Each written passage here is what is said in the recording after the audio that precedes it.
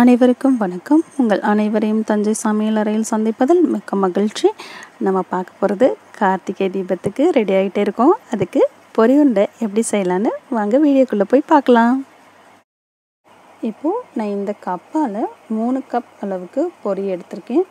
பொரியில் தூசெல்லாம் இல்லாமல் எடுத்துக்கோங்க. பொரி நல்லா ஃப்ரெஷ்ஷான பொரியாக இருக்கணும். அப்போ தான் பொறன்னு இருக்கும். அப்படி இல்லைன்னா லைட்டாக நீங்கள் வானலில் ஹீட் பண்ணிக்கோங்க. அப்போ தான் அது பொறன்னு இருக்கும். இல்லைன்னா சவன்னு ஆகிடும். நல்லா ஃப்ரெஷ்ஷான பொரி இதால் 3 கப் எடுத்திருக்கேன். 3 கப் பொரிக்கு நான் 1 கப் வெல்லம் எடுத்திருக்கேன். இந்த கப்பாலேயே மெஷர்மெண்ட் பண்ணி எடுத்துக்கோங்க. 1 கப் அளவுக்கு வெல்லம் எடுத்துக்கலாம். ஸோ இது தாங்க மெஷர்மெண்ட்டு. இதுக்கு நீங்கள் கூட பண்ணுறதுனா அது தகுந்த மாதிரி அட்ஜஸ்ட் பண்ணிக்கோங்க. ஸோ இப்போ நம்ம வெல்ல பாகு எடுக்கிறதுக்கு வெல்லத்தை நம்ம ஒரு பாத்திரத்தில் போட்டிருக்கோம். நிறைய தண்ணி ஊற்றிட வேண்டாம். கொஞ்சமாக ஒரு 1/4 கப் அளவுக்கு தண்ணி ஊற்றினா போதும். அதை வெல்லம் கரையிற அளவுக்கு தண்ணி ஊற்றினா போதும். ஸோ இப்போ வெல்லம் நல்லா மெல்ட் ஆகிறதுக்கு லைட்டாக ஹீட் பண்ணுங்கள். ஹீட் பண்ணிவிட்டு வெல்லம் நல்லா மெல்ட் ஆனதுக்கப்புறம் நம்ம வடிகட்டி எடுத்துடலாம். ஏன்னா இதில் மண் இருந்துச்சுன்னா அங்கங்கே பொரி சாப்பிடும் போது நமக்கு மண் தெரியும். அதனால் இதை கரைய வச்சுட்டு நம்ம வடிகட்டிட்டு அதுக்கப்புறம் பாகு எடுக்கலாம். பாருங்கள், நம்ம வெல்லம் கரைஞ்சிட்டே இருக்குது. ஸோ இப்போ வெல்லம் லைட்டாக சூடு நல்லா இலகி வந்துருச்சு. இப்போ நீங்கள் இந்த மாதிரி ஒரு பாத்திரம் வச்சுக்கோங்க. அதில் இந்த மாதிரி ஒரு வடிகட்டி வச்சு அதில் நம்ம வடிகட்டிடலாம். நீங்கள் வடிகட்டினீங்கன்னா தான் அந்த தூசிலாம் இருந்ததுன்னா சரியாக வரும். சில வெல்லம் நல்லா சுத்தமாகவே இருக்கும். இருந்தாலும் நீங்கள் வடிகட்டி எடுத்துக்கோங்க. இப்போ திருப்பி நம்ம அடுப்பு ஆன் பண்ணிவிட்டு நம்ம பாகு காய்ச்சலாம். பாருங்கள், இப்போ நல்லா கொதி வந்துட்டு இருக்குது. நல்லா நுரக்கட்டி அந்த சமயம் மாதிரி நல்லா பொங்க ஆரம்பிச்சிருச்சு. இப்போ நல்லா ஆக்சுவலாக நீங்கள் கொஞ்சம் பாத்திரம் பெருசாக வச்சுக்கோங்க. ஏன்னா இந்த சமயத்தில் நுரைச்சி நல்லா அப்படியே தலப்புலான்னு கொதிக்கும். இப்போ மேலெல்லாம் தெரிக்கும்.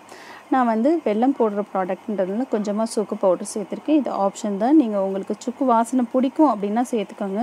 இல்லைங்க எங்களுக்கு சுக்கு வாசனைலாம் பிடிக்காது அப்படின்னு சொன்னால் நீங்கள் வெறும் ஏலக்காய் வாசனைக்கு ஏலக்காய் தூள் மட்டும் போட்டுக்கலாம். நான் ஏலக்காய் தூளும் ஒரு பிஞ்ச் போட்டிருக்கேன். இல்லை ரெண்டுமே பிடிக்கும் அப்படின்னு சொன்னால் நீங்கள் ரெண்டுமே ஆட் பண்ணிக்கலாம். நல்ல ஒரு ஃப்ளேவர் இருக்கும். இப்போ நீங்கள் பாகு இந்த டைமில் பக்கத்துலேயே இருங்க. பாகு பதம் கரெக்டாக இருக்கான்னு நம்ம செக் பண்ணிக்கிட்டே இருக்கணும். ஏன்னா சடனாக அந்த பாகோட பதம் பார்த்திங்கன்னா சேஞ்ச் ஆக ஆரம்பிச்சிடும். அதனால் இப்போ நீங்கள் ஒரு கிண்ணத்தை பக்கத்தில் தண்ணி வச்சுக்கோங்க. தண்ணி வச்சுட்டு அதில் பாகை விட்டு விட்டு நீங்கள் பதம் பார்த்துக்கிட்டே இருங்க. ஸோ இப்போ நான் ஒரு கிண்ணம் வச்சுருக்கேன். அதில் தண்ணி வச்சுருக்கேன். ஸோ பார்த்திங்கன்னா இப்போ நான் பாகை விடுறேன். பாகு நிற்குது. கரையிற ஸ்டேஜுக்கு போகலை, நிற்கிற ஸ்டேஜில் இருக்குது. இதுதான் பாகோட பதத்துக்கு ரெடி ஆகிட்டே இருக்குது. ஆனால் இது தளன்னு இருக்கும். இப்படி கையில் எடுத்திங்கன்னா எடுக்க வராது. பாருங்கள், இப்போ நான் எடுக்க ட்ரை பண்ணுறேன், வரல. ஆனால் உருண்டை ஸ்டேஜுக்கு அது ரெடி ஆகிட்டே இருக்குது. ஸோ இது தளன்னு இருக்கும். ஒரு மாதிரி தக்காளி பதம் அப்படிம்பாங்க. இந்த பதம் நமக்கு தேவையில்லை. நமக்கு நல்ல உருண்டை பதமாக எடுத்து இப்படி கையில் உருட்ட வரணும். அந்த பதம் தான் நமக்கு வேணும். ஸோ அந்த பதத்தில் இருந்தால் தான் உங்களுக்கு பொரி உருண்டைக்கு நல்ல உருண்டை பிடிக்கிறதுக்கு வரும். நீங்கள் இந்த மாதிரிலாம் ஊற்றிட்டிங்கன்னா இளம் பதமாகவே இருக்கும். இதில் உங்களுக்கு பிடிக்க வராது. ஸோ அதனால் இந்த பொரி உருண்டை செய்யும் போது மட்டும் நம்ம ரொம்ப கவனமாக இருக்கணும். அதனால் நல்ல பக்கத்துலேயே நின்றுக்கோங்க. பாகு கிண்டிக்கிட்டே இருங்க. ஸோ நீங்கள் அந்த நல்ல இப்போ பாருங்கள் நுரைச்சூல் வருது பாருங்கள். நீங்கள் சின்ன பாத்திரம்லாம் வச்சிட்டிங்கன்னா வராது. அதனால் பாத்திரம் நம்ம வைக்கிறத விட கொஞ்சம் பெரிய பாத்திரமாக அரை இதுக்கு பாகு இருந்தால் தான் நல்லா கொதிக்கிறதுக்கு ஸ்பேஸ் இருக்கும் அதுக்கு. இல்லைன்னா நீங்கள் பக்கத்தில் கரண்டி போட்டு கிண்டும் போது உங்கள் மேலே தெரிச்சிட்டே இருக்கும். அதனால் கொஞ்சம் நீளமான கரண்டி, நல்லா பெரிய பாத்திரம் அந்த மாதிரி வச்சுக்கோங்க. நம்ம கொஞ்சம் கப் பண்ணி காட்டுறதுனால நம்ம சின்ன பாத்திரம் வச்சு பண்ணியிருக்கோம். நீங்கள் நிறைய வீட்டுக்கு பண்ணும்போது பெரிய பாத்திரம் வச்சு பண்ணுங்கள். பாருங்கள், நல்லா கொதிச்சுட்டு இருக்குது. பாருங்கள், பாகு நல்லா கொதிச்சிருக்கு. நமக்கே அந்த டிஃப்ரென்ஸ் தெரியுது. நல்ல பாகு திக்காயிடுச்சு. அந்த கலர் நல்லா சேஞ்ச் ஆயிடுச்சு. ஸோ இந்த ஸ்டேஜில் இதே மாதிரி கப்பில் தண்ணி வச்சுட்டு நீங்கள் விடுங்க.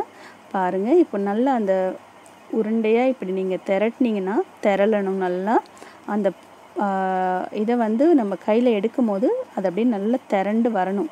இல்லை அப்படின்னு சொன்னால் நமக்கு அதை பாருங்கள், இப்போ நான் என்னால் கையில் எடுக்க முடிஞ்சு அதை உருட்ட முடியுது. ஸோ இந்த மாதிரி நீங்கள் உருட்டினீங்கன்னா ஒரு நல்ல கிளாஸ் மாதிரி அழகாக உருண்டு வரும். ஸோ இந்த மாதிரி ஸ்டேஜில் நல்லா உருண்டு வந்தால் தான் நமக்கு பாகு கரெக்டாக இருக்குது அப்படின்னு அர்த்தம். நீங்கள் இந்த பாகு கொஞ்சம் ஆறுனதுக்கப்புறம் இப்படி கீழே போட்டிங்கன்னா டக்குன்னு சத்தம் கேட்குற அளவுக்கு நல்லா கல் மாதிரி இருக்கணும். கல் பதம் அப்படின்னு சொல்லுவோம் இதுக்கு. நல்லா கல் மாதிரி இருக்கணும். அந்த பதம் இருக்கு. இதில் நான் 2 ட்ராப் லெமன் ஜூஸ் விட்டுருக்கேன். லெமன் ஜூஸ் விடலை அப்படின்னு சொன்னால் பாகு உடனே ரொம்ப அந்த பதம் மாறிடும்.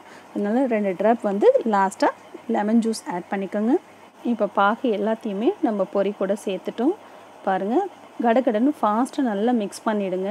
ஏன் அப்படின்னா பாகு ஆறிடுச்சுன்னா நமக்கு உருண்டை பண்ண வராது. ஸோ இப்போ பொரி கூட எல்லாத்தையும் மிக்ஸ் பண்ணிடலாம். இப்போது நம்மளோட பொரி நல்லா மிக்ஸ் ஆகிடுச்சு. ஸோ இந்த ஸ்டேஜில் சூடு ஆறதுக்குள்ளாட்டியும் நீங்கள் ஃபாஸ்ட்டாக பண்ணணும். இந்த மாதிரி கை ஈரம் பண்ணிக்கோங்க, இல்லைன்னா நீங்கள் எண்ணெய் நெய் எது வேணாலும் தொட்டுக்கோங்க. சூடு தாங்காதுன்னா லைட்டாக பக்கத்தில் தண்ணி வச்சுக்கிட்டு கையை லைட்டாக ஈரம் பண்ணிக்கிட்டு நீங்கள் உருண்டை பண்ணுங்கள். அப்போ தான் உருண்டை பண்ண வரும், இல்லைன்னா உங்களுக்கு உருண்டை பண்ண வராது.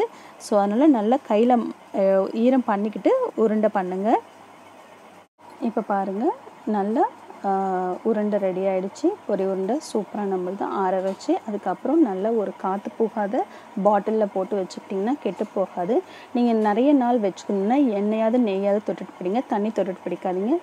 கொஞ்ச நாள் தான் வச்சுக்க போகிறீங்க அப்படின்னா நீங்கள் தண்ணி தொட்டுட்டே பிடிச்சிக்கலாம். உங்கள் எல்லாருக்கும் இந்த ரெசிபி பிடிச்சிருக்கும்னு நினைக்கிறேன். இது உங்களுக்கு பிடிச்சிருந்துச்சுன்னா உங்கள் ஃப்ரெண்ட்ஸ் ரிலேட்டிவ் எல்லாருக்குமே ஷேர் பண்ணுங்கள், லைக் பண்ணுங்கள், கமெண்ட் பண்ணுங்கள். இது வரைக்கும் நம்ம சேனலில் சப்ஸ்கிரைப் பண்ணாதவங்க சப்ஸ்கிரைப் பண்ணிக்கோங்க. உடனுக்குடன் வீடியோக்களை தெரிந்து கொள்ள பெல் பட்டனை ப்ரெஸ் பண்ணி வச்சுக்கோங்க. நன்றி.